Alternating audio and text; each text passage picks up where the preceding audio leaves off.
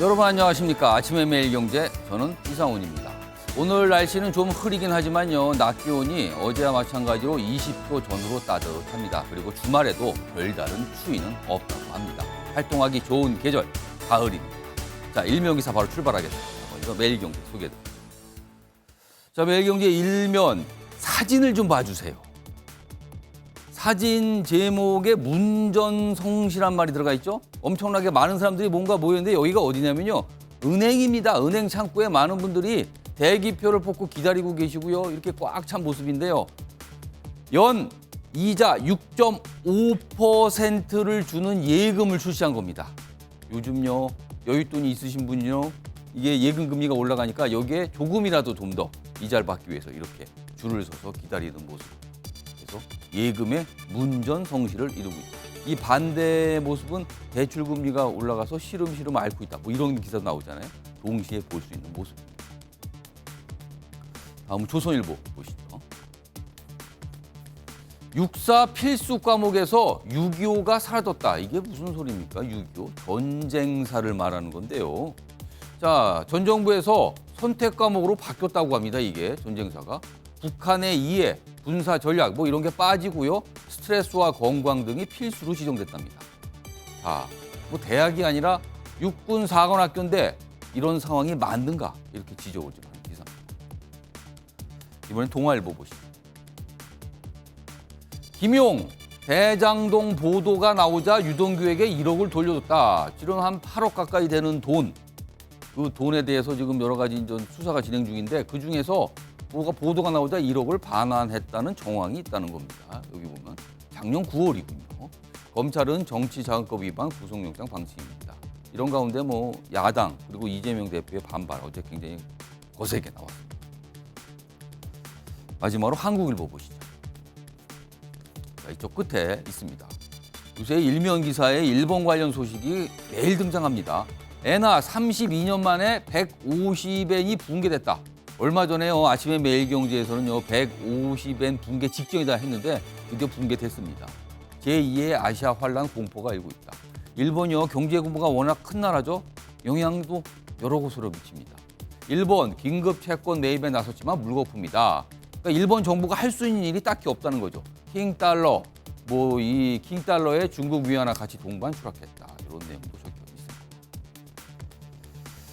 자, 지금까지 일면기사 짚어봤고요. 오늘도 다양한 분야의 뉴스대 준비되어 있고요. 그 뉴스의 의미 깊숙하게 짚어주시기 위해 네 분 오늘도 자리하셨습니다. 한 분씩 소개해드리겠습니다. 자, 우선 화면 가장 왼쪽 첫 자리입니다. 장해찬 청년재단 이사장 자리하고 계시고요. 그 옆에는요. 김상일 전 민주당 선대위 언론특보 나와 계십니다. 그리고요. 세 번째 자리에는요. 박봉건 매일경제 논설위원 자리하고 계십니다. 그리고 마지막으로 김관옥 정치연구소 미니 소장 나와 계십니다. 자, 네 분 안녕하세요. 안녕하세요.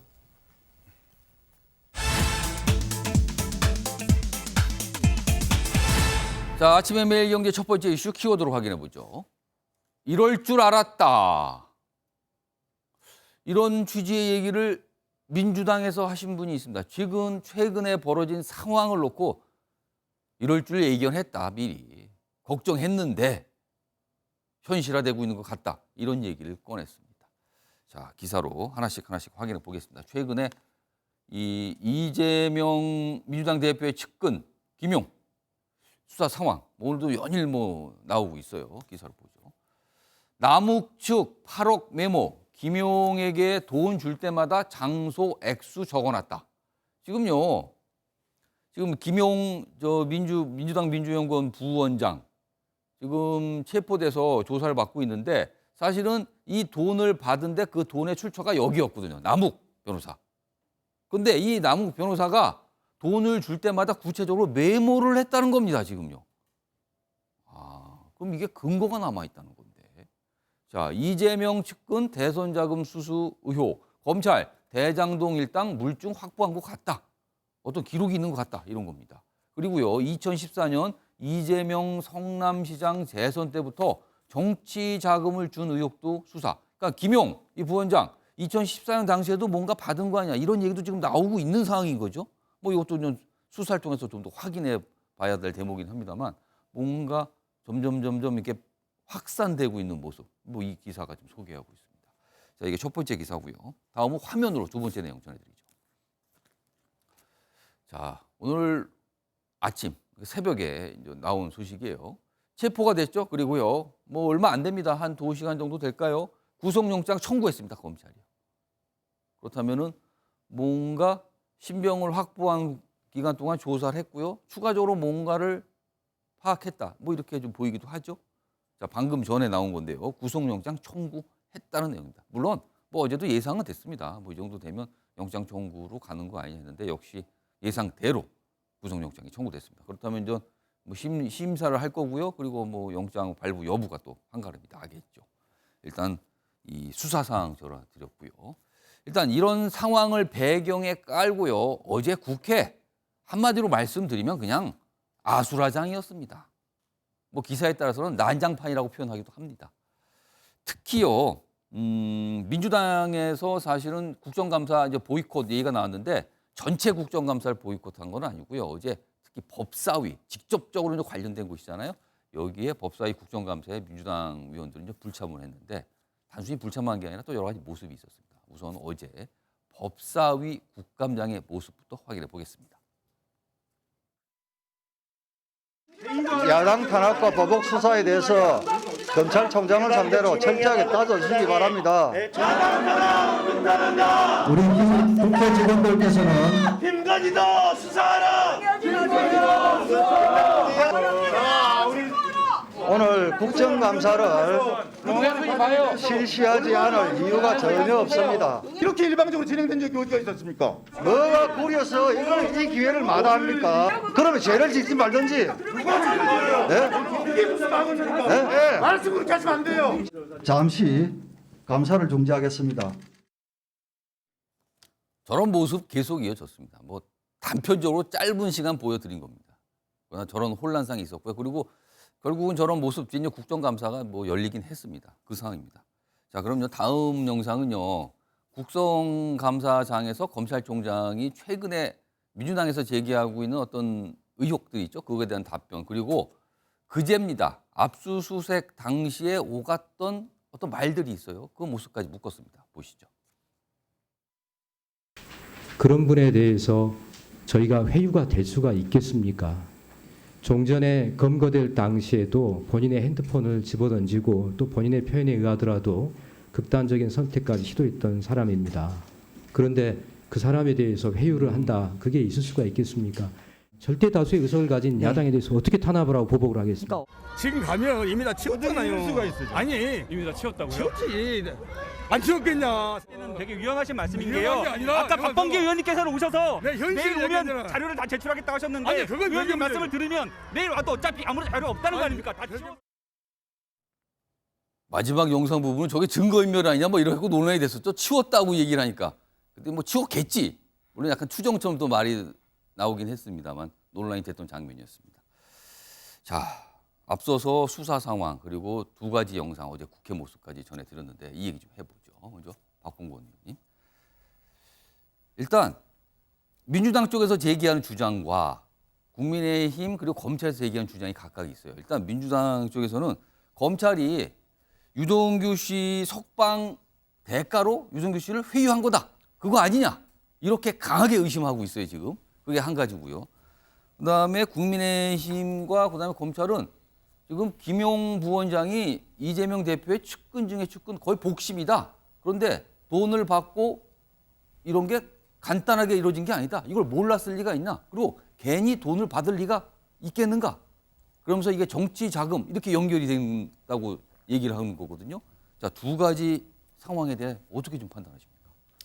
일단 회유권 같은 경우는 예. 그 유동규 이분이 누굽니까? 성남도시개발공사 전 본부장이었고 대장동 키맨이었죠. 예. 이분이 처음에 지난해 체포될 때도 극단 선택을 시도를 했었고 그리고 옥중에서도 구치소에서도 예. 수면제 과다 복용으로 혹시 극단 선택하는 거 아니냐 이런 이야기가 나올 정도로 입이 무거웠습니다.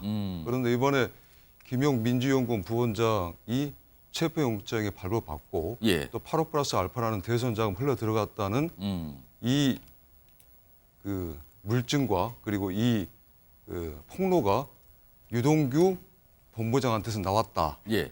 게 지금 언론에 알려진 사실 아니겠습니까? 그래서 이 부분 같은 경우는 어떻게 보면은 그 회유라고 지금 민주당에서 그 말할 수밖에 없는 게 예. 유동규 본부장이 입을 열었다는 거거든요. 예. 그래서 김용 부원장이 체포된 거고. 어. 그래서 왜 회유가 됐느냐라고 어. 물어봤을 때 이게 지금 유동규 본부장이 받고 있는 혐의라는 게 뭐 특가법상 뭐 배임 혐의랄지 또 뇌물수수 예. 이게 상당히 중대란 말이에요. 그러면은 이게 형이 확정이 되면은 최소 징역 5년 이상 그들 받을 수 있는 중범죄인데. 중형이 나온다는 거죠. 그렇죠. 예. 근데 만약 유동규 전 본부장이 난 이거 잘 모른다. 나는 그냥 하수인으로서 대선 자금을 전달했을 뿐이다. 받아서 전달한 것뿐이다. 그렇죠. 그랬다 그러면은 제가 뭐 법률가는 아니지만 뭐 집행유예 정도로 아, 상대로 나올 수 굉장히 있다는 그런 말이 있습니다. 가볍게 처벌이 된다. 예, 그렇죠. 그래서 이런 말이 있어가지고 지금 민주당에서 회유 이야기하는데, 근데 저는 근데 본질이 뭔가요? 회유됐든 회유되지 않았든 예. 이 김용 부원장이라는 분이 8억 플러스 알파를 수수했다는 거는 지금 김용 이분 저 남욱 측 변호사 예. 그러니까 저 유동규 이분도 말했지만은 남욱 측에서 실제로 돈을 전달할 때 어떤 장소에서 얼마를 어떤 식으로 전달했는지 구체적으로 그 정황을 필기해 놓은 뭔가 물증이 기록이 있다는 거 있다는 거예요, 아니겠습니까? 지금요? 예. 다시 말하면 조작된 게 아니라 쉽게 이야기해서 하나의 사실은 본질은 변하지 않는 거예요. 불법 자금, 그게 대선이든 뭐든 간에 자금을 전달했다는 거고 예. 이 본질은 변하는 게 아니기 때문에 예. 민주당이 회유를 했든 안 했든 그거는 크게 중요하지 않고 본질은 예. 똑같다. 불법 자금이 예. 넘어갔다는 이 본질은 똑같고 법원에서 체포영장, 구속영장, 그 수색영장을 발부한 이유가 뭐겠습니까? 예. 검찰이 이 물증과 증거를 확보했기 때문에 소명을 확실히 했으니까 예. 법원에서 체포영장 그리고 그 수색영장을 발부한 거 아니겠습니까? 예. 그래서 본질은 달라질 게 없다라고 봅니다. 자, 김건아 수장님. 예. 일단 유동규 씨. 그러니까 새로운 진술을 한 거죠. 그러니까 검찰이 거기에 근거를 두고 이제 수사를 진행하고 있는 건데 왜 새로운 진술을 했을까? 그러니까 돈을 받았다, 전달했다. 뭐 이런 얘기를 꺼낸 거란 말이에요. 또 왜 그 진술을 했을까가 또 궁금해지는 거고. 그다음에 단순히 측근이 아니거든요. 그러니까 어떻게 보면은 이재명 대표가 공인한 측근입니다.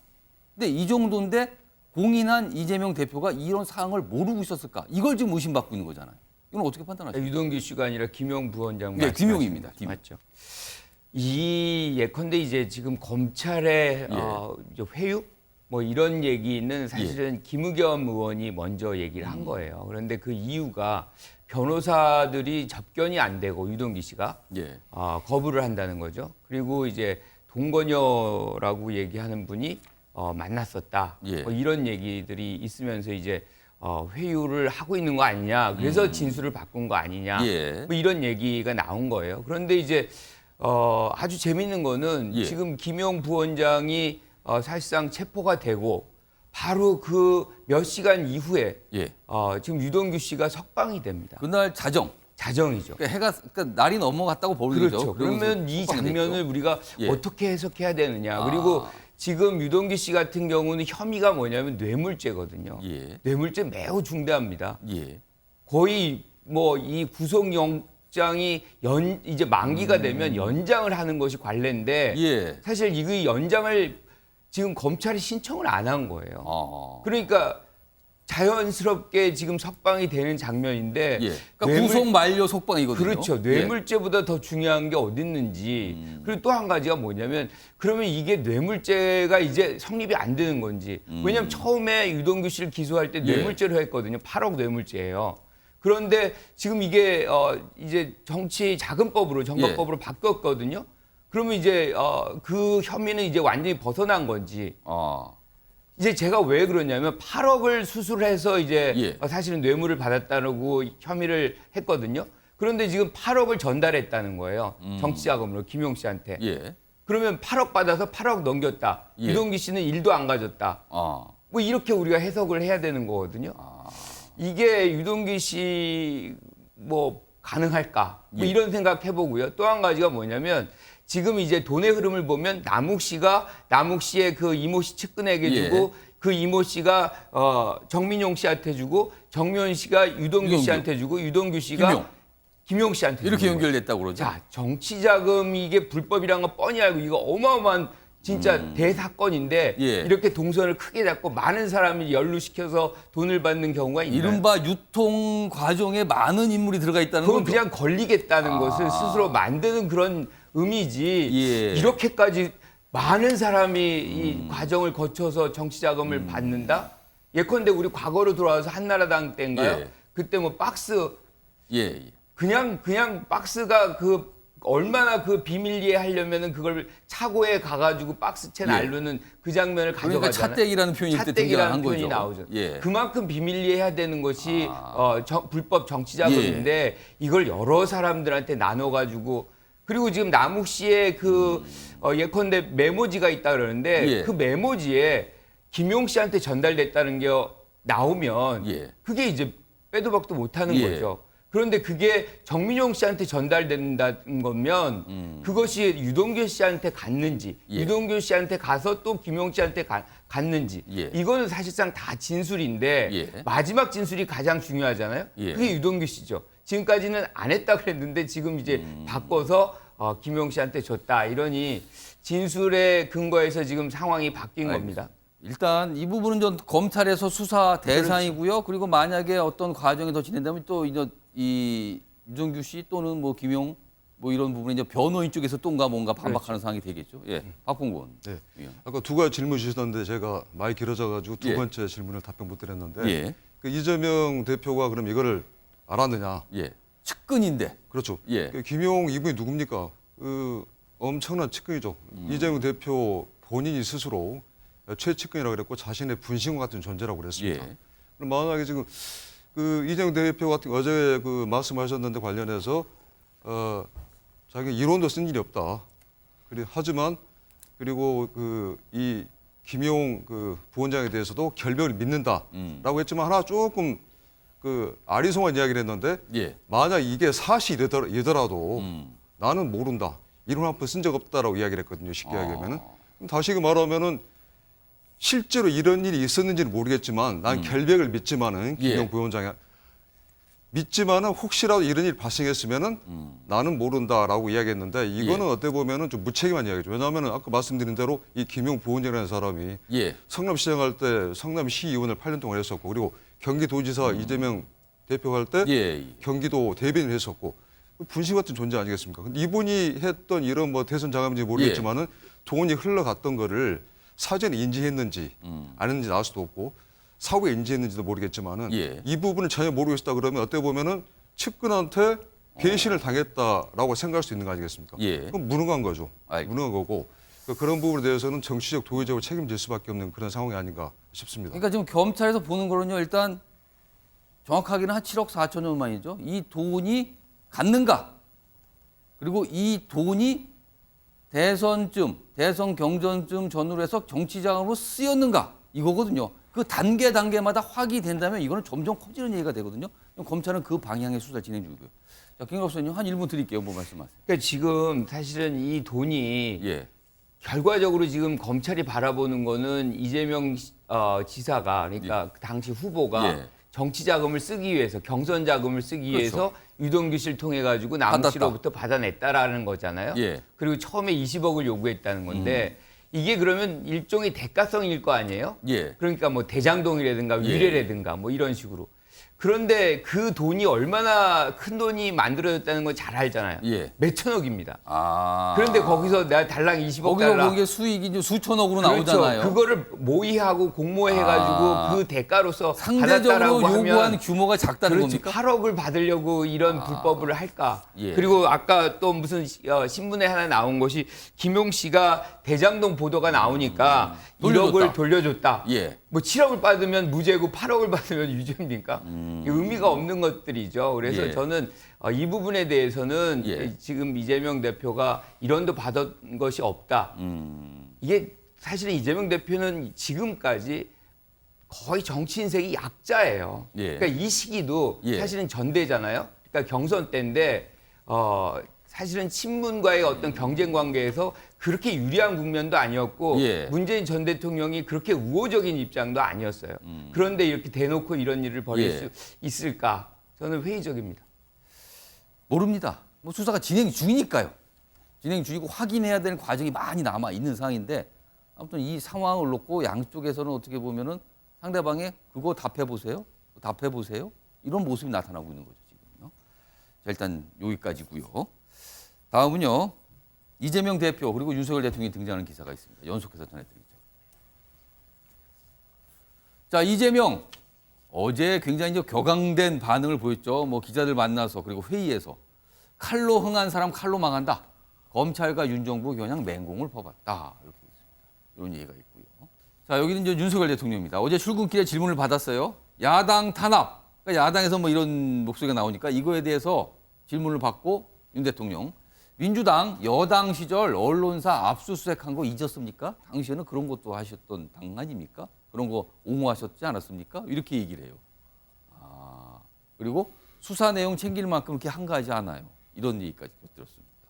자, 그럼요. 이와 관련해서요. 윤 대통령의 이야기, 그다음에 이재명 대표의 이야기 동시에 묶었습니다. 보시죠. 제가 수사 내용을 챙길 정도로 한가하지는 않습니다. 그렇지만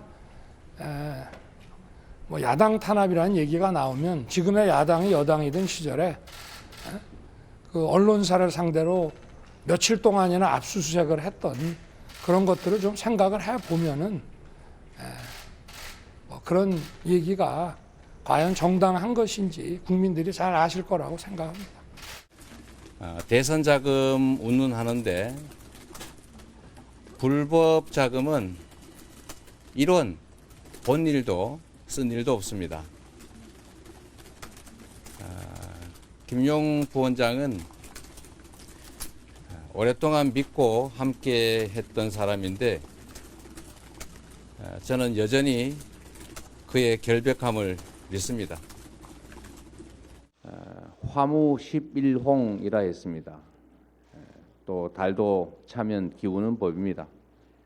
영원한 권력이 어디 있겠습니까? 칼로 흥한 사람 칼로 망한다라는 말도 기억해야 합니다. 국민과 역사를 두려워하는 정권이 돼야 합니다. 장해찬 이사장, 이거 내용만 떠놓고 보면 대선 연장전 같은 느낌도 듭니다. 많은 분들이 그렇게 느끼셨을 것 같아요. 그러니까 왜 이렇게 된 겁니까? 이거? 사실상 민주당은 저는 의도적으로 대선 불복 프레임을 지금까지 만들어 오고 있다고 생각을 합니다. 그러니까 대선에서 이재명 후보가 패배했는데 불과 얼마 지나지 않아 지방선거에 차출이 되었죠. 지방선거 간판으로 선거를 치렀는데 대패했습니다, 민주당이. 그런데 또 전대에 나왔어요. 이렇게 전국 단위 선거에서 연달아 지고도 계속해서 당대표하는 정치인은 대한민국 헌정 역사상 이재명 대표가 유일합니다. 그건 이 윤석열 대통령과의 선거에서 졌지만 지속적으로 대선 불복 프레임을 만들어서 민주당을 지지했던 좀 약한 지지층이 그래도 정부 한번 잘해보라고 옮겨가지 않도록 꽉 붙들어두는 어떤 전략이거든요.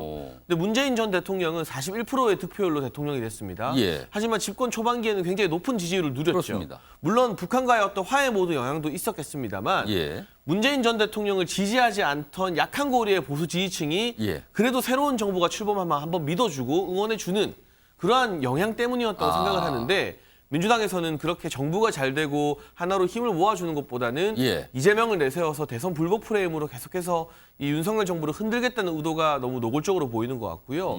이번에 사실 이 김용 부원장의 압수수색을 방해하면서 막으면서 100명 넘는 국회의원을 동원한 것도 이런 대선 불복 프레임을 이어가기 위한 어떤 정치적인 보여주기로밖에 보이지 않거든요. 근데 칼로 흥한 자 칼로 망한다고 했는데 제가 봤을 때는 대정동으로 흥한 정치인이 대장동으로 망하고 있는 그 과정에 딱 있는 것 같고 지금 검찰이 오늘 이제 보도자료 낸 거 보게 되면요. 정확하게 8억 4,700만 원이라고 금액까지 명시를 했더라고요. 오늘 구체적으로 금액이 좀 나왔어요. 지금. 이 정도 금액과 받은 경로, 준 사람의 진술과 장소 등이 완벽하게 일치하는데 이걸 과연 김용 부원장이나 이재명 대표가 어떻게 빠져나갈 것인가. 그러니까 김용 부원장이 안 받았다고 지금 전선을 형성했잖아요. 저는 이거 잘못된 전략이라고 봅니다. 이건 마치 조국 전 장관이나 정경심 교수가 완전 무죄를 주장하다가 재판에서 오히려 더 크게 형을 선고받은 것과 같은 전략인데 김용 부원장은 받았는데 이게 불법 대선 자금은 아니다. 나는 모른다. 이 전선을 지금 이재명 대표가 쳐야 되는 것인데 그러기에는 김용 부원장에 대해서 자신의 분신 같은 사람이다. 측근이다라고 너무 많이 말해놓은 게 있기 때문에 김용도 결백하다로 전선을 쳐버렸습니다. 이것이 저는 앞으로 두고두고 화근이 될 거라고 봅니다. 자, 지금부터는요. 이재명 대표 상황에 조금 집중을 해보죠. 사실은. 수사가 이제 그쪽 방향으로 잡은 거 아니냐? 뭐 언론은 그렇게 좀 보고 있습니다. 자, 지금 보면요. 이화영 그러니까 전 경기도 평화부지사, 정진상 지금 좀 이 당대표 정무실장 하고 있죠. 그다음에 김용 민주연구원 부원장. 자, 특히 뒤에 2명은 지금 당직을 맡고 있는 거예요, 민주당에. 이재명 대표의 측근 중에 측근이죠, 또 2명은. 근데 검찰 이재명 포위망 바짝 조였다. 지금 다 수사 대상에 들어가 있는 거예요. 여기 보시면 김용 체포영장엔 대선 자금 전달, 성남 FC 공소장 이 대표 이름 적시. 그다음에 여기 보면 이 각각 다 사안들 수사사항이 다 있어요, 지금요, 여기. 그러니까 민주당 입장에서는 이거 어떻게 할 거냐는 거죠, 지금. 이 대표뿐만 아니라 그 측근들까지도 지금 수사 대상에 올라 있는 겁니다, 지금. 각각에. 자, 일단 첫 번째 기사고요. 다음 기사 보시죠. 서른 의원 이런 사태 예견에 이재명 대표에게 전당대회 전에 대표 출마 말렸다 내가. 이럴 줄 알았다. 이런 얘기를 꺼냅니다. 그리고 김용 관련해서 뭐 8억 얘기가 나오는데 이게 검찰이 저 정도까지 하는데 이게 완전히 근거 없는 건가? 비명입니다. 이른바 비명계로 꼽히죠. 이재명 리스크 현실화에 약간 뭔가 불만 또는 약간 동요하는 모습 이런 거 아니냐는 거죠.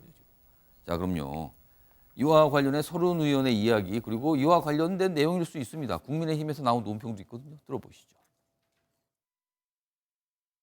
저는 이재명 대표를 직접 만나가지고 이런저런 문제가 나올 가능성이 있다. 그러니까 그건 우리가 당에서 맡아서 막을 테니까 대표로 나오지 마라. 그런 주문을 제가 했었죠.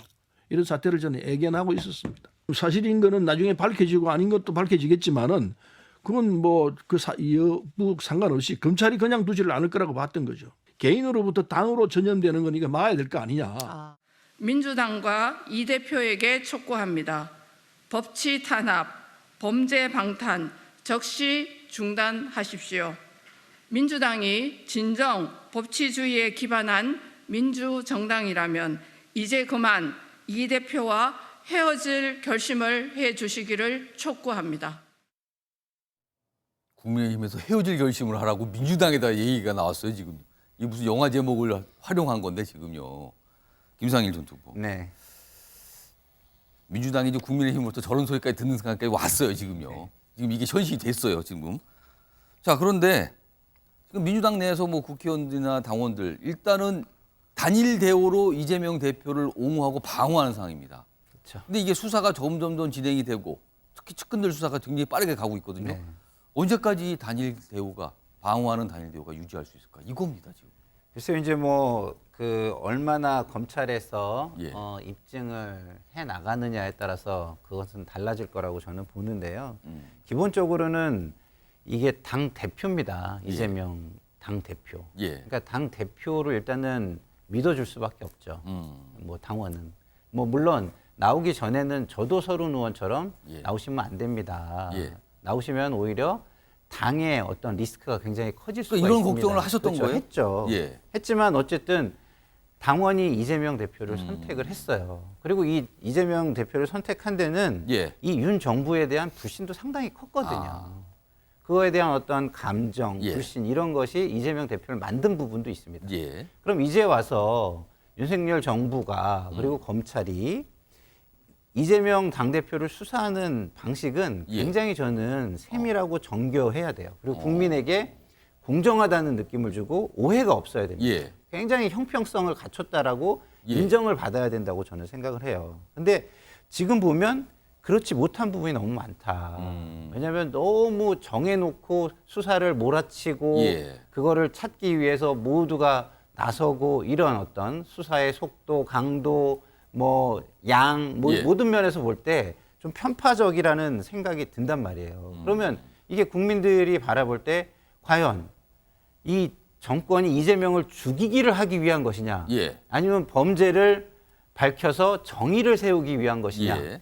이런 부분에 있어서 국민이 의구심을 가질 수 있는 대목이 있다. 저는 이런 부분에서 민주당의 비명계 의원들이 예. 헤어질 결심을 하는 시기가 더 늦어지는 것이다. 저는 지금은 이런 아닌 생각을 것 해요. 같다. 왜냐하면 지금 방식이 국민들이 다 의심을 하잖아요. 예. 굉장히 좀 공정하다고 느끼고 이건 당연하다고 느끼고 이렇게 느낀다면 당연히 왜 당을 앞세워서 개인의 이익을 지키려고 합니까? 결단을 하고 나가서 다시 살아 돌아오십시오. 그러면 오히려 그때는 훨씬 더 대선 후보로서 훨씬 커 계실 겁니다. 이런 얘기를 할 수가 있잖아요. 근데 지금의 검찰의 방식이 너무 거칠어요. 그리고 자, 지난 5년간 국민이 문재인 정부에 대해서 짜증도 있었고 불만도 있었고 특히나 공정하지 못하다는 생각을 해가지고 심판을 했습니다. 그래서 윤석열 대통령한테 기대한 영웅 본색이 있었어요. 영웅이 돼달라. 이런 걸 다 해소하는. 불공정하지 말고 당신은 전 정부랑 똑같이 하지 말고 다른 모습을 보여달라. 영웅 본색을 기대했는데 나오는 건 검사 본색뿐이 안 나와요, 지금. 정치인의 정치성을 좀 찾으셔야 된다. 지금 환율이 막 꼬꾸라지고 이래가지고 동아시아의 경제 위기가 올라 그래요. 다 같이 죽을지도 몰라요. 야당하고 협치해가지고 이 파고를 넘어갈 고민을 해야 되는 시기예요. 근데 보이는 건 검사 본색뿐이 없어요.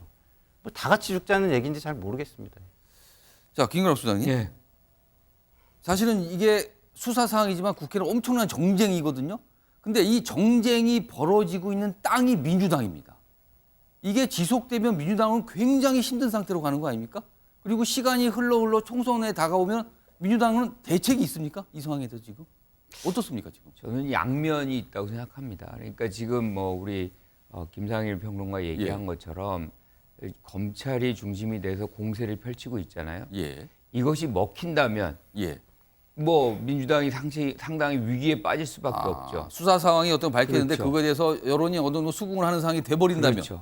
그런데 사실은 지금 그거와는 상당히 거리가 멀거든요. 그러니까 지금 대검의 국감을 하루 앞두고 다수당의 민주연구원의 부원장을 체포하고 당사를 압수수색을 하는 이런 장면이라는 것이 왜 그럼 그 전이든가 그 후래든가 이렇게 날짜를 고르지 않고 이렇게 그냥 어떻게 보면 상식적이지 않은 장면이거든요. 국감을 지금 대검 검찰총장 앞에 두고 지금 국감을 해야 되는데 그 전날 그렇게 해놔가지고 지금 파행이 돼서 그걸 아무것도 못했어요. 그러니까 민주당 시각은 일부러라도 검찰이 날짜를 피했을 것이다 이렇게 보시는 그게 겁니까? 사실은 상례죠. 그게 예의고 왜냐하면 국감이라는 건 국민의 대표인 국회가 하는 겁니다. 그러면 그 기능은 수행하게 해주고 나머지의 다른 이제 본연의 역할들을 해야 되는 건데 이런 부분에서 굉장히 이제 선을 벗어나고 있는 거예요. 그래서 지금 이제 검찰이 사실상 뭐 이화영, 뭐 정진상, 지금 김용 이렇게 옥죄어 오고 있는데, 그러니까 이 대표 주변을 지금 옥죄어 오는 거잖아요. 이거 많은 이제 사실은 야당 사람들은 이제 예상을 하고 있던 건데 이화영 씨는 달라요. 이분은 예전부터 이제 국회의원도 했었고 본인이 정치인입니다. 그러니까 예컨대 정진상 또는 뭐 김용 뭐 이분이에서 문제가 발생하면 상당히 부담이 되죠. 그런 부분은 이제 상당히 뭐 이재명 대표 같은 경우도 굉장히 우려하는 부분이 분명히 있을 겁니다. 그런데 만약에 이게 이제 김용 전 부원장의 구속 영장이 지금 청구가 됐어요. 저는 이게 시금석이라고 보거든요. 발부가 된다면 발부가 된다면 상당히 위국면으로 이제 갈 수도 있고 이게 기각이 된다면 이게 역풍으로 전환됩니다.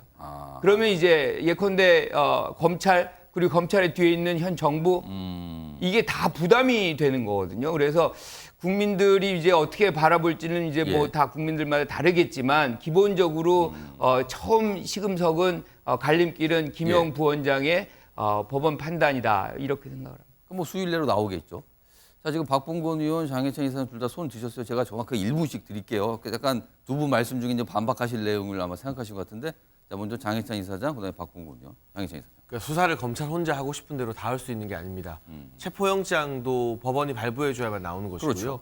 압수수색 영장, 이게 뭐 민주당사에 있는 민주연구원이든 김용 부원장의 책상이든 간에 그건 다 법원이 허가해줘야만 그렇습니다. 영장이 발부되어서 검찰이 적법하게 수사를 할 수 있는 겁니다. 그렇다면 물론 체포영장이나 압수수색 영장 발부가 유무죄를 판단하는 절대적 기준은 아니지만 적어도 긴급하게 체포할 필요성 그리고 이 민주연구원의 자료를 압수할 필요성에 대해서는 법원도 인정을 했다는 뜻이거든요. 그러니까 지금 민주당이 검찰에게만 뭐라 하는 게 잘못된 게 이건 결국 영장을 발부해준 법원의 허가가 있었기 때문에 가능한 수사 행위라는 점을 미루어 판단해 보자면 이건 법원까지도 무시하겠다라는 뜻으로밖에 보이지 않거든요.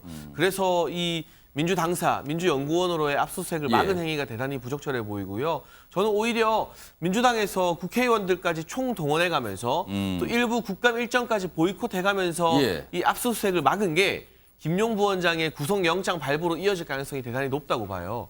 법원 입장에서 구속영장을 발부해줄 때 3가지 기준이 있는데 증거인멸이나 도주의 우려, 마지막으로는 범죄 혐의의 중대성입니다. 그런데 뭐 도주 우려는 차치하고 아니 압수수색 영장 법원 입장에서는 우리가 발부해 준 건데 이걸 못하게 막아? 증거인멸의 우려가 훨씬 더 높아지는 셈이에요. 그렇기 때문에 당장 정치적으로는 저렇게 국회의원들이 당사 앞을 지키는 게 어느 정도 지지층을 결집시키는 데 효과가 있을지 몰라도 아까 말씀하신 대로 구속영장 발부 여부가 중대한 기로인데 그 관점에서 보면 저렇게 진입을 못하게 막는 것은 김용 부원장 구속영장 발부 측면에서는 김용 부원장이나 민주당에게 도움이 안 되는 오히려 자해 행위일 수도 있다는 생각이 듭니다. 박홍건 논설위원. 일단 저는 뭐 국감 일정에 맞춰가지고 수사를 하고 뭐 저기 체포를 하고 구속을 하고 그 국감 일정에 따라서 해야 된다고 생각하지 않고요, 기본적으로. 그리고 방금 말씀하신 대로 이거는 검찰의 뭐 정치쇼라고 이야기하는데 이거는 검찰이 일방적으로 할 수 있는 문제가 아니죠. 법원이 어느 정도 범죄 혐의가 소명이 되고 물증이 확보됐기 때문에 아 이분은 체포되겠다, 구속이 되겠다라고 저기 판단을 내린 거고요. 지금 이런 걸 보면은 어떻게 보면 구체적 혐의가 입증된 상태에서 체포영장, 수용영장 발부가 됐는데 자꾸 그 민주당의 그 시각을 보면은 우리 편, 우리 사람에 대해서는 죄도 묻지 말라. 왜 죄를 묻느냐? 죄가 있어도 뭐 묻고 넘어가자 이런 식의 대응을 하는 것 같은데 이게 뭐냐면은 그 169석의 거대 야당이 입법권을 좌지하는 야당이 어떻게 보면은 권력을 쥐고 있기 때문에 일반인들과 다른 대우를 받고 싶어하는 건 선민 의식이 있는 건 아닌가 하는 생각이 좀 들고 상당히 위선적이라고 생각하고 일반인이 어떻게 저기 그 수색영장을 집행하는 정당 절차에서 집행하는 검찰이 집행을 하는데 그 앞에 막아서 가지고 어떤 일반인이 할 수 있겠습니까?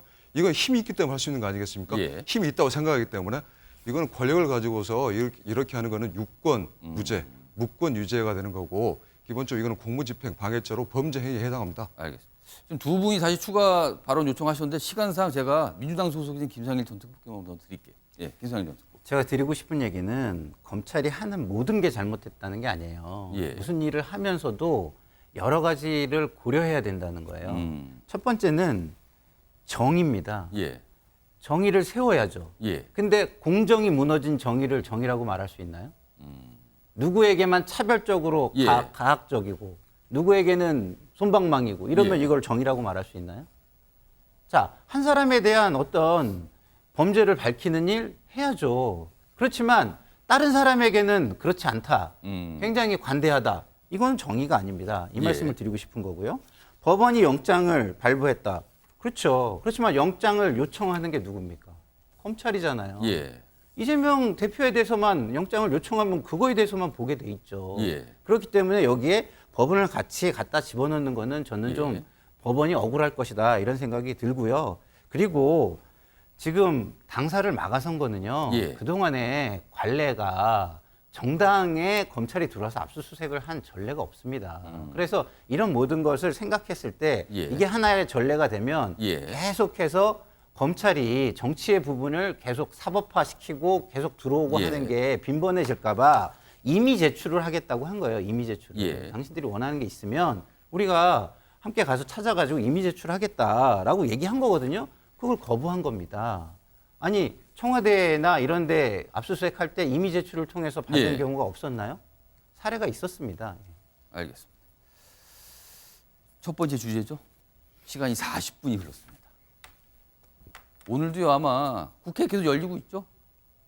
모든 상임위가 이 얘기를 하고 있습니다. 그 사이에 현안은요 안 보여요. 처리할 법안 얘기 안 합니다. 그냥 이 얘기합니다. 그렇습니다 지금 상황이.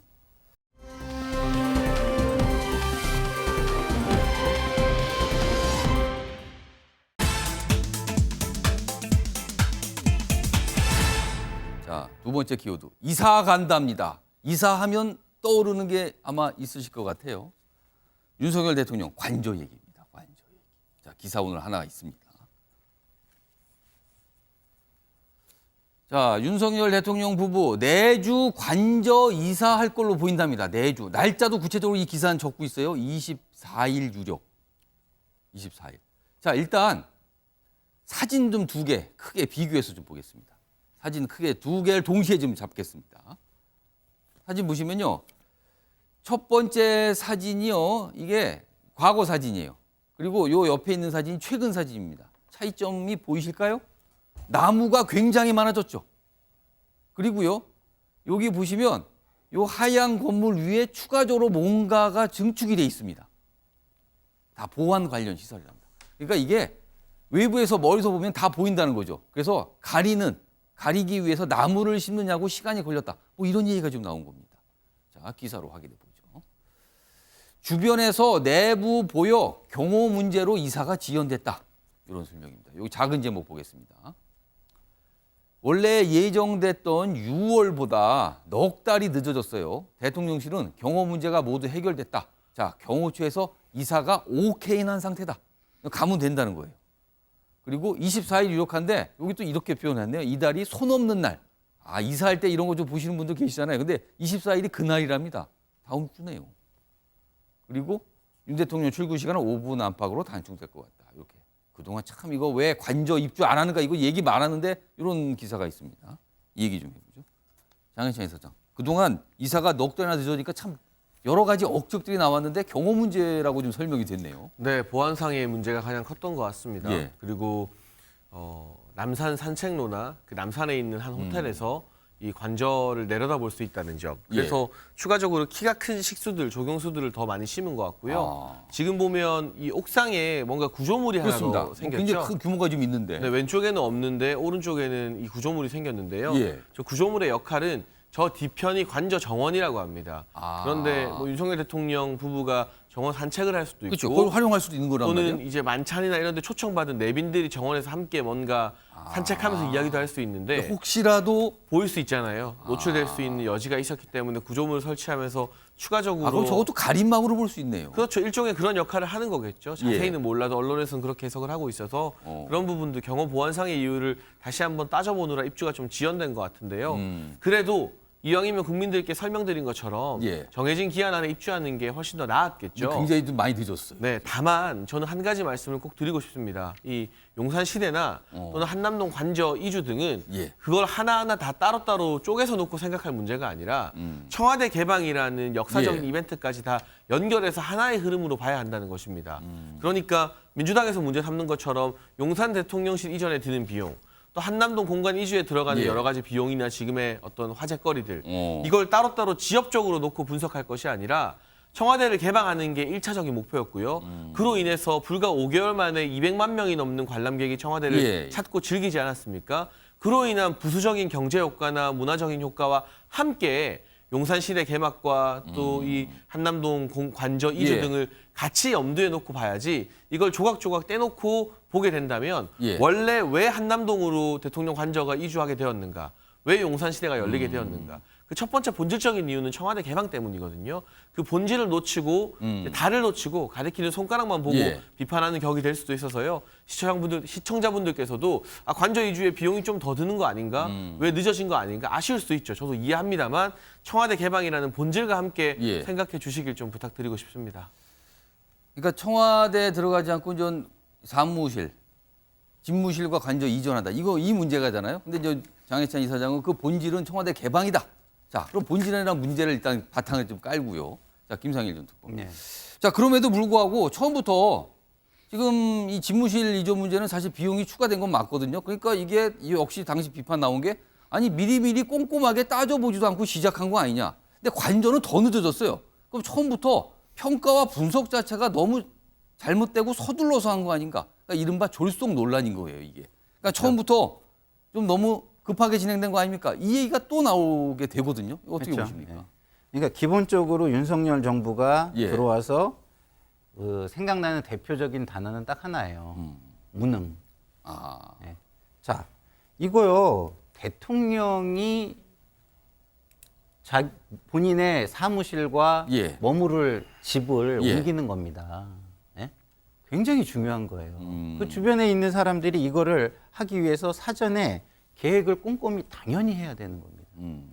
근데 지금 보면은 주먹구구식으로 하는 거예요. 사실 관저도 처음에 여기가 아니었죠. 처음에 얘기했던 거는. 그렇죠. 그리고 예. 저기를 관저로 정하고 가겠다고 한 지도 벌써 넉 달이 지난 거 아닙니까? 예. 근데 자, 경호에서 가장 중요한 게 뭡니까? 저격을 막는 거예요. 아, 혹시라도. 예. 자, 미국에서 만약에 대통령이 어딜 간다. 그럼 그 주변에 창가에 전부 다 서치라이트로 그렇죠. 비춰가지고 창가로 근처로 오지도 못하게 합니다. 그렇죠. 보이지도 않고 오지도 네, 못하게 하죠. 오지도 못하게. 예. 근처로 나타나면 그 사람을 의심해가지고 예. 거기서 무슨 일 서치라이트 조치가 취해지는 그렇죠. 거죠. 예. 조치가 바로 취해집니다. 예. 근데 저렇게 뻥 뚫린 거를 4개월 동안 그냥 보면서 이제 와가지고 저거 보이니까 안 되겠네 이렇게 얘기했다고요? 이게 우리나라 최고의 기관, 소위 말하는 대통령실, 그것도 경호실에서 하는 행태인가요? 예. 너무 주먹구구다 이런 생각이 들고요. 예. 자, 우리가 대통령 지지를 이렇게 보면은 지지에 있어서 상당수의 국민들이 지금 잘 못한다고 얘기하지만 예. 그 못한다고 얘기하는 국민 중에 8, 90%가 예. 정말 못한다, 아주 못한다라고 답변하고 있어요. 예. 이 부분을 대통령실은 좀 심각하게 좀 받아들였으면 좋겠습니다. 그냥 그동안 정치권에서 이사 언제 갑니까? 언제 입주합니까? 이거 계속 질문하는데 일단 나왔어요. 답이 나왔네요. 뭐 구체적으로 이 기사에 따르면 날짜도 지금 유력하다. 오는 24일입니다. 24일이 월요일인가요? 아마 일단 뭐 날짜가 잡힌 걸로 지금 이 기사는 좀 보도하고 있습니다. 이거에 대해서 오늘 아마 대통령실이 뭐 설명이 좀 있을 것 같아요. 질문이 안 나올 수가 없습니다. 이거에 대해서는. 윤 정부 정책과 다르다. 중도 공략하는 오세훈인 것 같다. 뭔가 다르다 지금 윤 정부의 어떤 기조와는. 자, 뭐가 다른가요? 여기 좀 작은 제목으로 설명이 되어 있네요. 공공임대 그리고 지역화폐 여기에 더해서 산업은행 부산 이전 뭐 이런 문제에서 약간 다른 결의 목소리를 오세훈 시장이 내고 있거든요. 뭔가 반대 목소리 했다. 여기 예산삭감과 반대 목소리. 근데 이거 왜 그럴까? 이걸 또 분석을 했습니다. 여기는 이제 분석입니다. 여기까지는 추정을 하는 거죠. 유력 대선 주자로 존재감을 보이면서 당내 지금 갈등이 엄청나잖아요. 그리고 정치권 소용돌이잖아요. 여기와는 거리를 두는 것 같다. 그리고 오 시장의 발언도 소개하고 있는데 중앙정부, 지방정부는 시각이 다른 겁니다. 그냥 정책 차별화가 아니라 시각이 다른 거예요. 지방정부라서. 이렇게 설명을 합니다만 이 기사는 고지고대로 들을 수는 없는 것 같다. 이렇게 보는 분위기입니다. 지금요. 자, 그런데요. 최근에 서울시도 국정감사를 받았거든요. 꽤 날짜가 좀 며칠 지났는데 당시에 이른바 윤핵관 또는 친윤이라고 꼽히는 의원과 오세훈 시장이 살짝 설전을 벌입니다. 정책들과 관련해서요. 그 내용 영상으로 준비했습니다. 보시죠. 산업은행 부산 이전 이 문제에 대해서 반대를 하셨단 말이에요. 예. 저는 참 안타깝습니다. 서울의 이기주의 아닌가. 그 뜻을 이해하지 못하는 바는 아니지만 아마 본사를 옮긴다고 해도 기능의 절반 정도는 서울에 남아있지 않을까 저는 그렇게 판단을 합니다. 왜냐하면 함께 협업을 해야 되는 기업들이 서울에 대부분 있기 때문에 그래서 그런 비효율을 감당하면서까지 부산으로 옮기는 것이 과연 자, 시장님 대해서는 이게 기초생활수급자를 대상으로 일회성 현금급여 지급 방식의 복지정책에서 벗어나 빈곤의 악순환을 단절하겠다. 근데 안심소득은 일정 기준을 충족하지 못하면 누구나 현금복지를 강화하는, 어떻게 보면 현금복지를 강화하는 제도를 지금 주창하고 계신단 말이죠. 그러니까 이것을 두고 같은 시장의 다른 철학 아니냐, 혹은 오 시장의 진화이냐, 아니면 철학의 변화이냐, 이런 얘기가 있거든요. 무상급식에 자리를 걸면서까지 저항을 했던 이유, 그것은 지금 안심소득과 철학이 매우 일치하지 않습니까?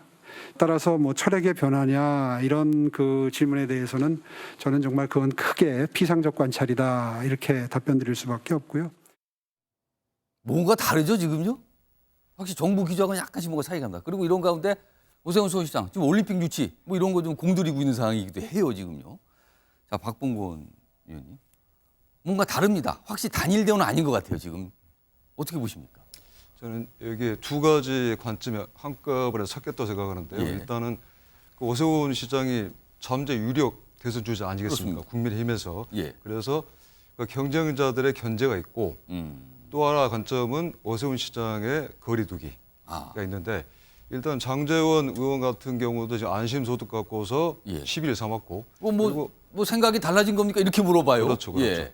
그리고 또 하나는 원희룡 장관도 그 반지하 주택 폐지 관련해서 10일 삼았거든요. 예. 이 반지하를 폐쇄하면은 그 반지하에 살던 사람들 어디로 가야 되느냐. 당장 어떻게 하란 말이냐. 그렇죠. 예. 그걸 물었었는데 거기에 대한 대책도 있다라고 뭐 반박을 했습니다만은 견제 차원이 있고 그리고 기본적으로 중앙정부와 지방정부의 시각차는 존재할 수밖에 없죠. 예. 특히 산업은행 부산시장 같은 경우는 그 동부가 금융허브로 서울을 만드는 그 정책에 어떻게 보면 배치되지만은 어떤 대통령의 국정 공약으로서 그 지역 균형 발전 차원에서 옮기는 거기 때문에 거기에 대해서 서울시가 우리 관할에 있는 국제기관을 부산을 뺀다고 했을 때 서울시장이 덜컥 이거를 반기고 찬성하기 쉽지가 않은 거죠. 지방정부 수장 입장이 있는 거다. 그렇죠.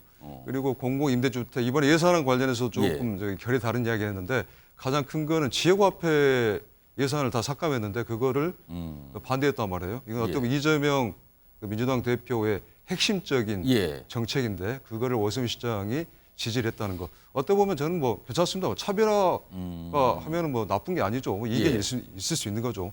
국민의힘이랑 다 똑같은 의견을 갖고서 이야기하는 건 아니니까. 그런데 오세훈 시장이 이걸 좀 두드러지게 계속해서 자기 입장을 표명하는 또 다른 이유가 뭐냐면은 윤석열 대통령의 지지율과 관계 있다고 생각합니다.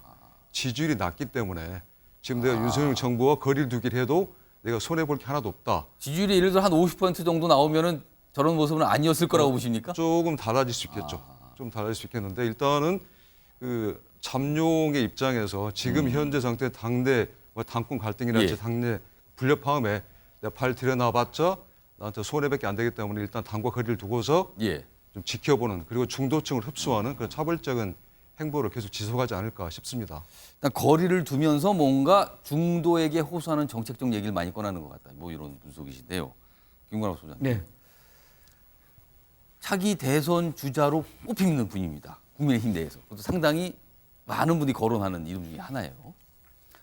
근데 사실 대선 주자까지 결정적으로 대선 후보까지 이르기 위해서는 당내에 자기를 지지하는 세력이 있어야 된다. 통상 이런 생각을 많이들 합니다. 구체적으로 본인을 지지하는 국회의원이 많이 당에 있어야 된다. 그렇다면 총선 앞두고 본인을 지지하는 의원들이 많이 당선돼야 되는 건데 사실은 당내 세력이 거의 없거든요. 오세훈 시장의 경우. 그렇다고 총선 때 영향력을 과연 행사할 수 있을까? 어떻게 판단하십니까? 전망. 그러니까 사실은 전대가 굉장히 중요한 국면이에요. 지금 정권 초기면 사실 대통령을 중심으로 구심력이 확 발휘되는 시점이거든요. 그런데 지금 국민의힘을 보면 구심력보다는 원심력이 훨씬 커요. 그럼 떨어져 나가는 힘이 크다는 겁니까? 지금? 그러니까 각자 힘을 키우는 거죠. 왜냐하면 대통령이 그 힘을 제공을 못하니까 각자 알아서 살겠다는 그런 이제 메시지거든요. 지금 오세훈 시장도 차별화를 본격적으로 하는 겁니다.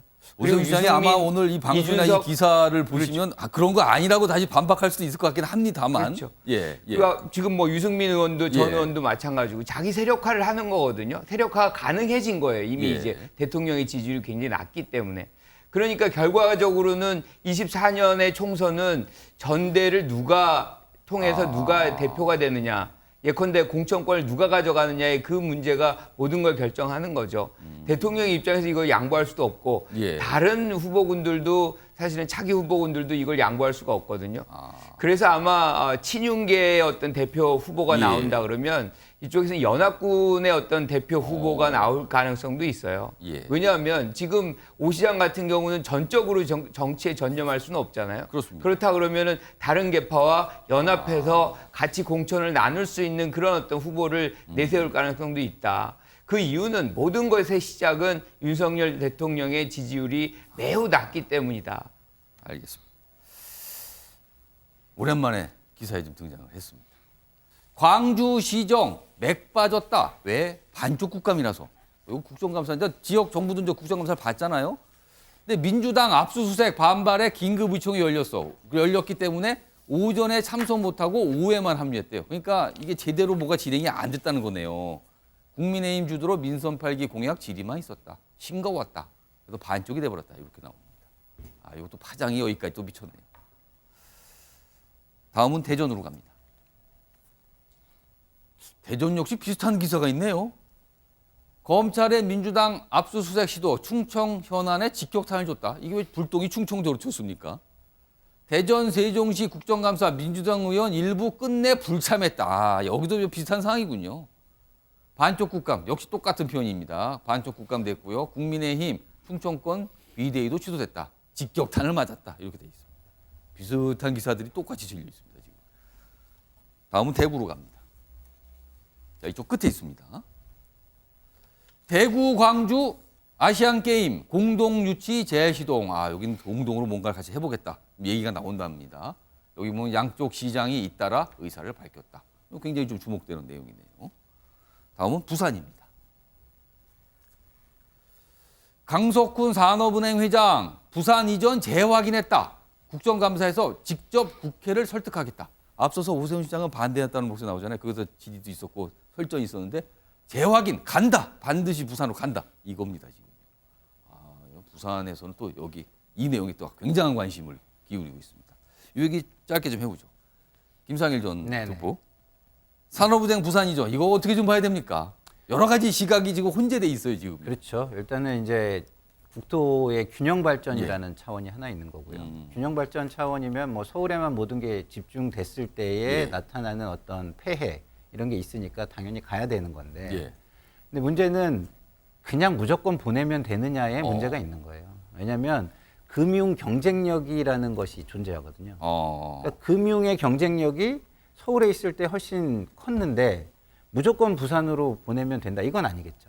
그렇겠죠. 그러면 부산으로 갔을 때 그 경쟁력을 고스란히 가지고 가거나 유지가 되는가? 네, 아니면 그걸 키울 수 있는 준비가 차곡차곡 되고 있어야 되는데 지금은 그런 준비 부분은 얘기가 좀 안 되면서 이전 자체만 논하고 있거든요. 그러면 지역 균형 이쪽에 너무 주안점이 가 있다. 그렇죠. 그렇게 되면 이제 금융 경쟁력 부분에 대해서는 어떻게 할 것이냐라는 부분이 남는 거예요. 그래서 이게 지역별로 지금 갈등이 있습니다. 서울에 어떤 근거지가 있는 정치인, 뭐 세력 이런 분들은 당연히 반대하겠죠. 그리고 부산에 근거가 있는 분들은 정치인들은 이걸 하루라도 빨리 장지현 의원입니다. 그렇죠. 부산이. 하루라도 빨리 이것을 해야 되겠죠. 그렇지만 국가적인 차원에서 보면 균형 발전이 굉장히 중요하지만 그 분야의 경쟁력을 유지하면서 균형 발전을 할 수 있는 것, 이 지혜가 필요한 거죠. 이 공약사항이라 지금 이행이 될 것 같은 건가요, 그럼? 그러니까 이제 사는 회장은 이것을 추진하겠다고 하지만 이것은 이제 그 법에 하는법 4조에 사는법 4조에 그 주소가 명기되게 돼 있어요. 그걸 또 바꿔야 되는군요. 그걸 바꿔야 되기 때문에 이건 뭐 국회에서 국회의원들의 이해가 필요한 상황입니다. 아무튼 이게 현안이에요. 굉장히 현안으로 떠오를 것 같아요. 이게 원래 목표는 올해가 가기 전에 이전한다 뭐 이런 얘기도 있었는데 지금 어떻게 될지 모르겠습니다.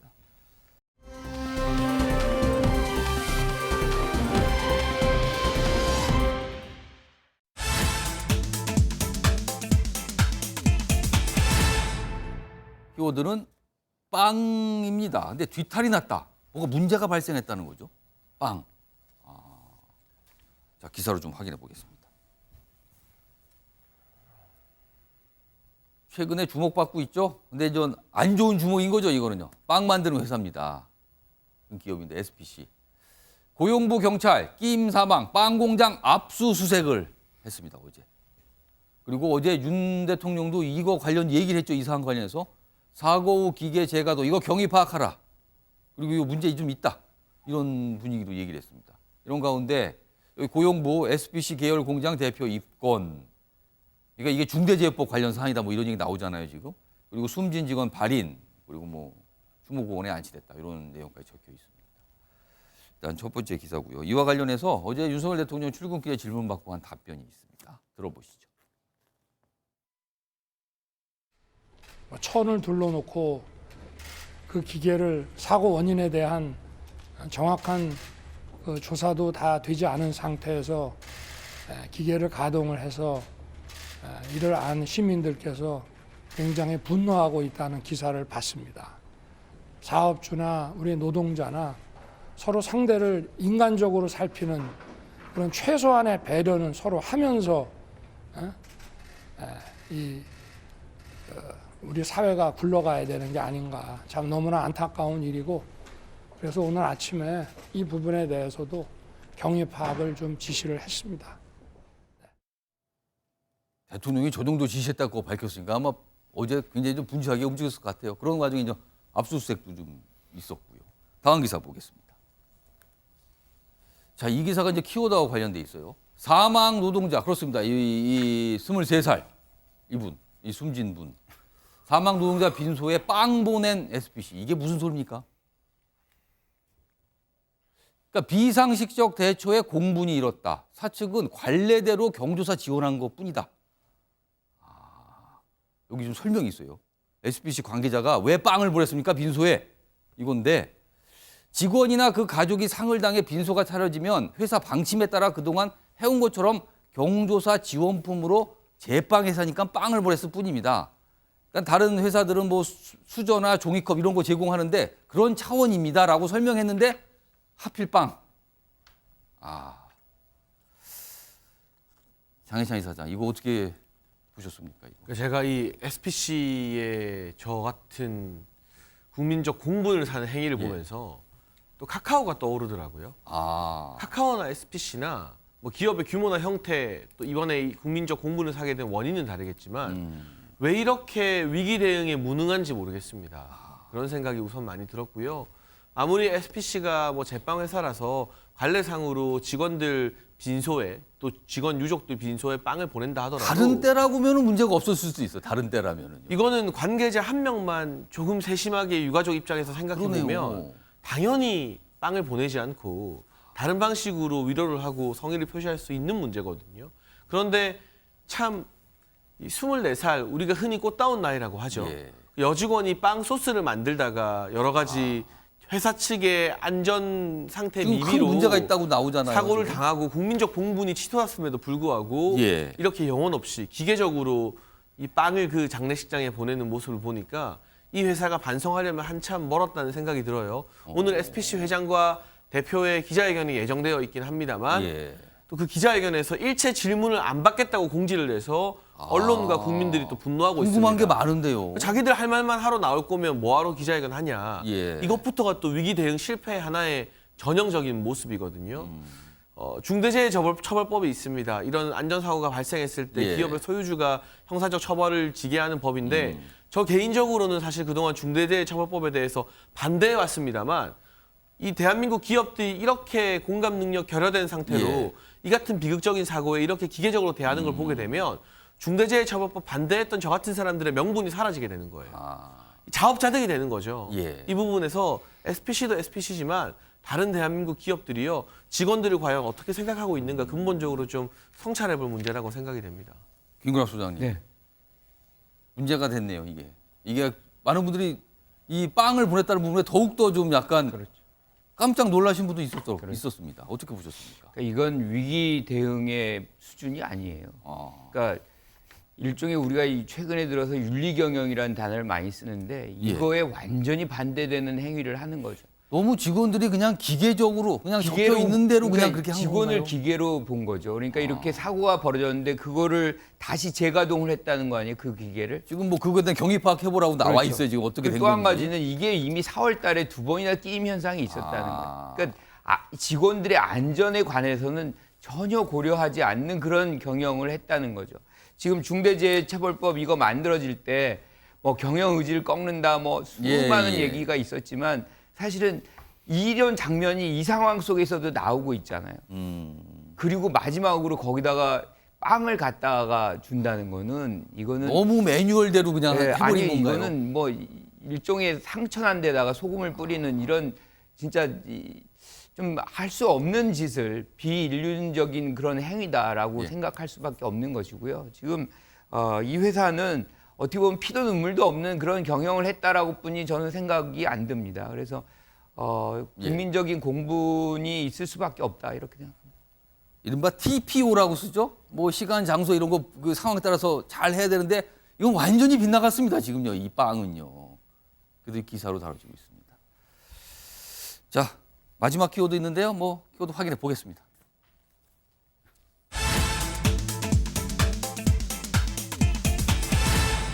(44일) 천하입니다. 44일 천하요? 기사 바로 확인해 보죠. 자, 영국 총리 꿈은 철의 여인, 현실은 44일 최단명 영국 총리. 뭐 역풍에서 결국 역풍과 사임했답니다. 요거 뭐 시간이 많지 않아서 한 1분 정도 남았는데 박봉근 의원님. 왜 사임 발표한 겁니다? 왜 이재용까지 이른 겁니다? 주목받았었는데. 시작은 창대했으나 결말은 초라하게 끝났는데 나온 대로 철의 여인 마가렛 대처를 롤 모델로 삼아가지고 의욕이 충만했죠. 그래서 첫 번째 내놓은 정책이 전방위적인 감세 정책이었습니다. 감세를 해서 경제를 살리겠다라는 정책을 내놨는데 근데 이게 완전히 엇박자였던 거죠. 왜냐하면 지금 전 세계적으로 지금 가장 큰 문제가 뭡니까?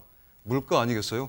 영국 같은 경우도 두 자릿수 물가이기 때문에 물가를 잡아야 되는데 통화 정책은 긴축인데 재정으로 감세로 돈을 풀겠다 해가지고 통화 엇박자 나니까 파운드화가 급락을 하고 국채 가격이 폭락을 하고 해서 금융시장이 대혼란에 빠졌던 거죠. 약간의 능력이 안 되는데 의욕만 충만하다가 실패한 사례로 볼 수 있겠습니다. 미국, 영국도 지금 굉장히 혼란인가 봅니다. 지금요 속보가 좀 하나 들어왔는데요. 바로 소개드리죠.